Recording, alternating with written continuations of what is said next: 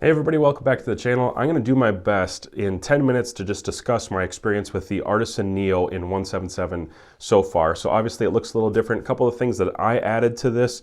It doesn't come with a rear support bag, obviously. It doesn't come with a flashlight. It doesn't come with a bipod or an optic. It does come with fiber optic sights, so there's red in the front and then green in the rear. I took that off so I could run to using an optic. It's just what I prefer right off the bat. As far as the UTG overbore bipod, that's a cool thing I can do because there's Picatinny on top, there's M-LOK on the side, which is how I have the flashlight mounted on there. So I got those out of the way.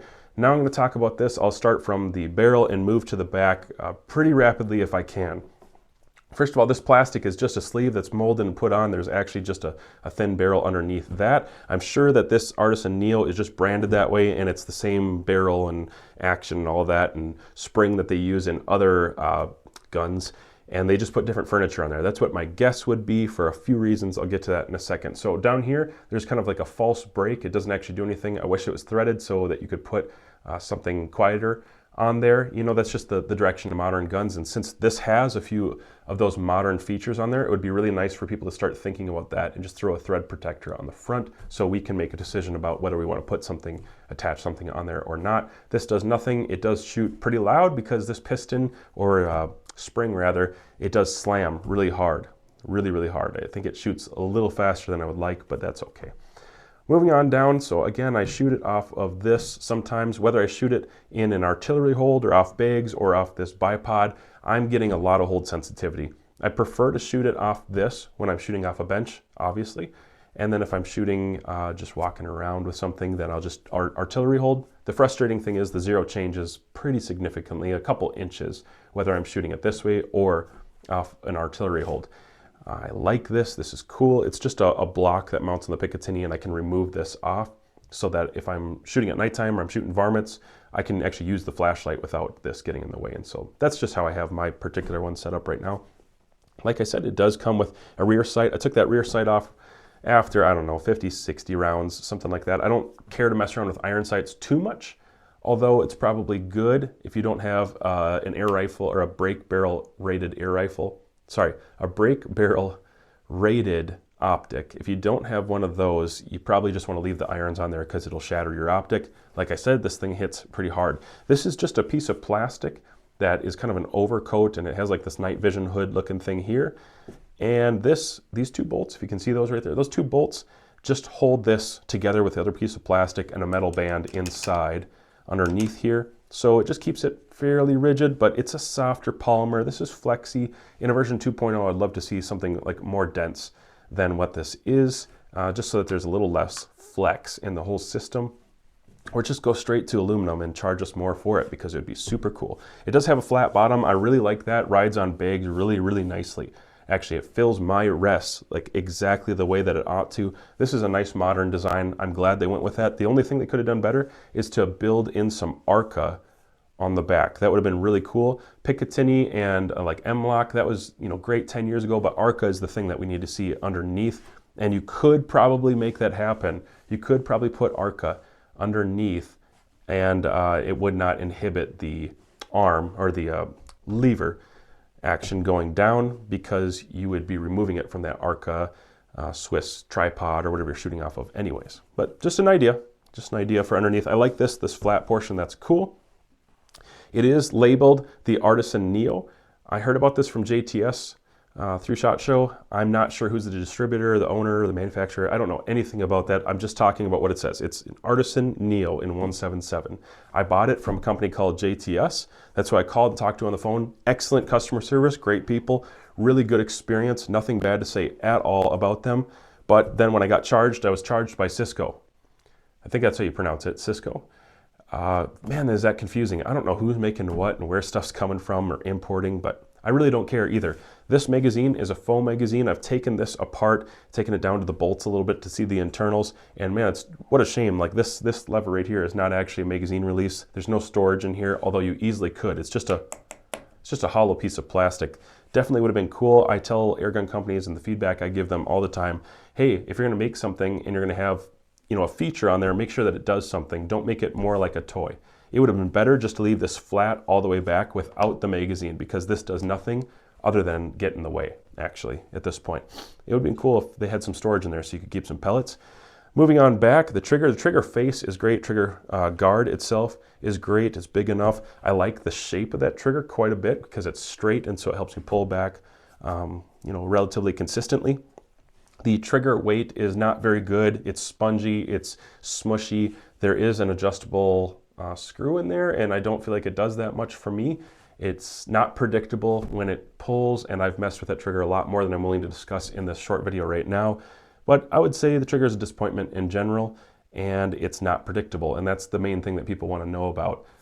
Lots of stacking, inconsistent, not a clear let off, and too much over travel as well. So that's frustrating. The pistol grip, I thought it would be AR compatible, but it's basically not. Although it looks like it would take the same kind of bolts, I could not get any AR grip to fit over this because there is a bulge where the nut that's internal, kind of like lodged in the polymer. Your bolt that goes up through the pistol grip here, and mine is actually torn a little bit. It looks like that bolt goes up in there, but this particular plastic grip that they're selling with it is flexible, so it fits around that bulge and onto this chassis and this gun, and it's fine on here. It seems strong enough, even with the tear in the polymer underneath. It looks like it's strong enough, and I don't have concerns about it breaking on me. It seems good, but when I tried to throw on any other AR grip, it just would not work because of that bulge, and I was really frustrated by that because I had a grip that I wanted to put on here. I like vertical grips. I don't like finger grooves, but it's a $100 gun, so I suppose I will let that go. These bolts right here, all they do is hold on this buffer tube, and it is kind of like a real buffer tube. At least this stock right here, which I don't plan to change out, does the trick. It's adjustable for height on the shoulder riser as well as the cheek riser. If you're going to shoot iron sights and not with an optic, you probably just want to take the cheek riser off so you can actually get a good cheek weld and consistent with those two to line them up really well. Shooting with an optic, only needed to raise this up like a 1/4 inch with the cheek riser, but it gives you plenty. I'll probably throw some 20 MOA rings on this, and I'll need to raise it up a little higher later, but that's held on here independently, bolted through in a chunk in the rear tang, which is cool. Let's move on to, I suppose I'll have to talk about this. So what you're looking at here with my optic, this is an Element Titan, supposedly brake barrel rated. We'll find out. We'll definitely find out if it's brake barrel rated. I've never actually had any optic, SWFA, Hawk, UTG. I've never had any of them truly be brake barrel rated where they don't eventually just crack, lenses fall out, reticles move, something breaks in the erector tube assembly. Magnification levers break, ocular lens. I've never had anything actually last on a brake barrel or nitro piston or spring piston. So if it lasts, Element, you guys are amazing, but I'm willing to try it out and see what happens. So this is the 3-18. It's mounted to this plastic piece, and it's kind of weird because this action in this barrel, it's actually floating inside of this plastic piece. So the plastic piece that the optic is mounted to is not attached directly to this chamber. All right, guys, I just grabbed my phone just to detail a little bit. I've taken this apart so you can see that's just a plastic sleeve that rides and pressure fits on the rear of the tang of this guy here.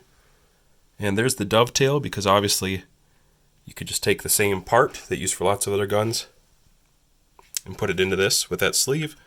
Here's your spring inside, and here's your trigger mechanism. So there's a few things I feel like I might want to try with this.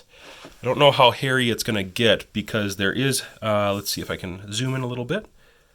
So you've got that spring, which I for sure can get at, and that provides tension. That bar is going to provide tension, and inside there you can almost see it right there. That's where the heavier spring is. And that's probably the one that I need to get at and adjust. I'm not sure though. I don't want to do anything too dangerous, so I have to be careful with this.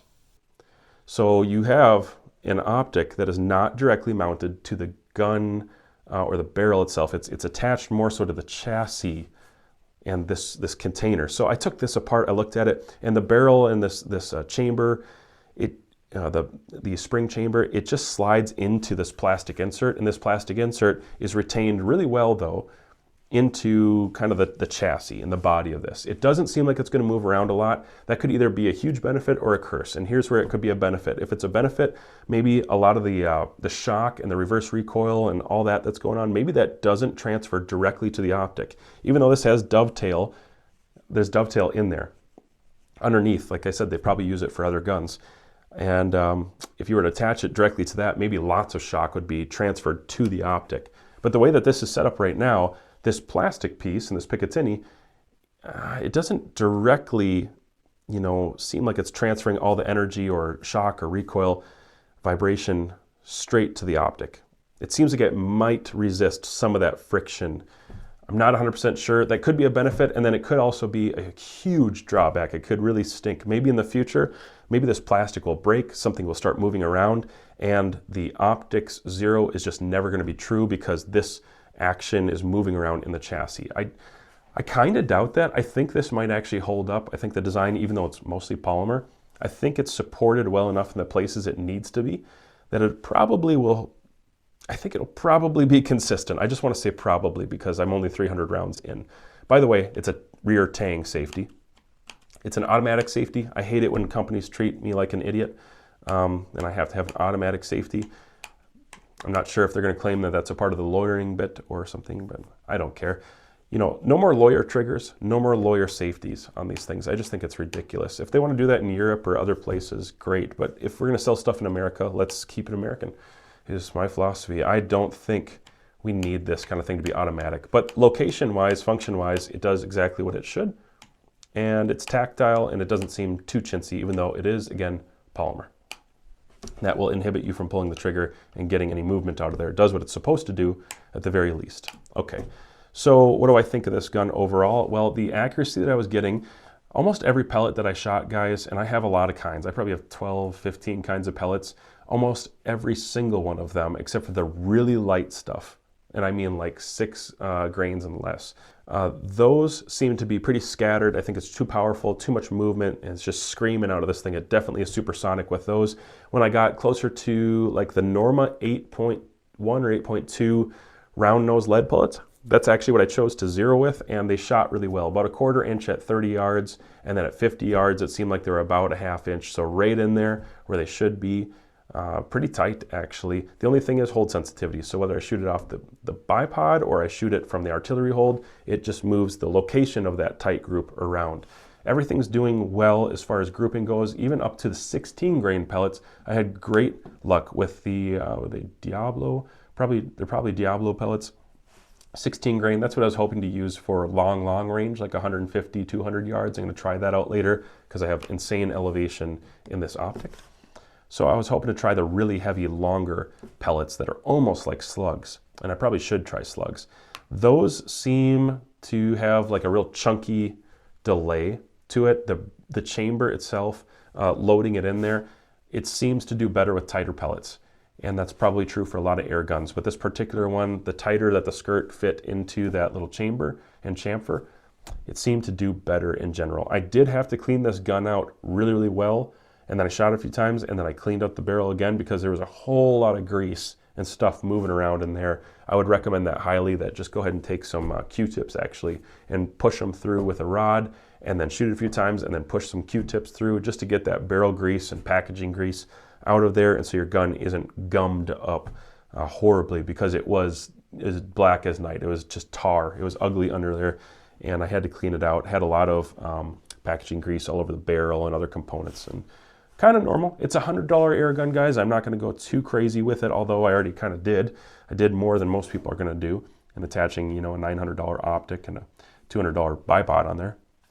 But I think it does well. I'll let you know if I think it's a consistent air gun or if it's a good design at around maybe 600, 1,000 pellets at least. I'll give an update right there. Right now I'm only 300 pellets in, and I'm unwilling to say whether this is going to last or if it's going to break or fall apart, because that's just way too early.